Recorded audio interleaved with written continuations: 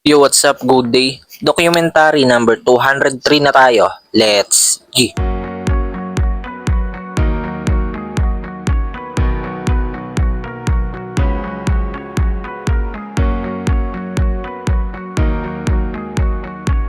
Yan maya lang eto na si Gab dumating na. Ayan, may hawak siyang guppy fish. Ipapaalaga niya daw sa akin. 3 piraso yan mga tol. 2 babae, 1 lalaki. Ipapabreed niya na rin. Kain muna tayo mga tol. Ayan, syempre hindi mawawala ang ice coffee. Tapos ang ulam namin ngayon, ginisang sardines. Ayan o. Ayan, after nun, eto gagawin na namin si DP. Papalitan na namin ng sprocket set. Kasi napakapangit na ng sprocket niya. Pati yung kadena, paputol na. Ayan, ang hiram lang kami dito ng mga tools sa motor shop. Kaibigan naman namin yung mga nagagawa.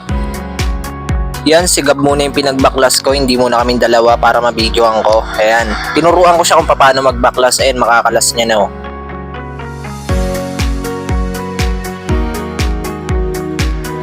Ayan mga tol, nakalas na namin. Tinulungan ko na siya kasi naawa na akong dumi na ng kamay. Ayan, pareho ng marumi ang kamay namin. Pero binidyohan ko pa rin. Ayan, o, kalas na. Tatanggalin na lang. Ayan, nakabit na namin yung bago. Siyempre, hindi mawawala ang test ride mga tol. Let's go.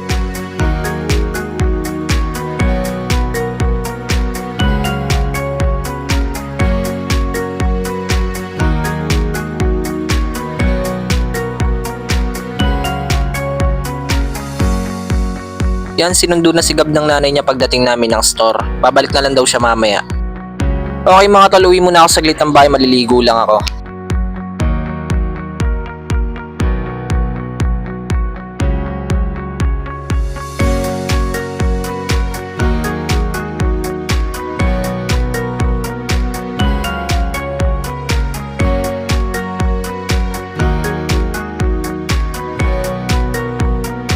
Okay, mabilis lang balik na ako ng store. Ayan, si Tintin busy. Tara, let's go.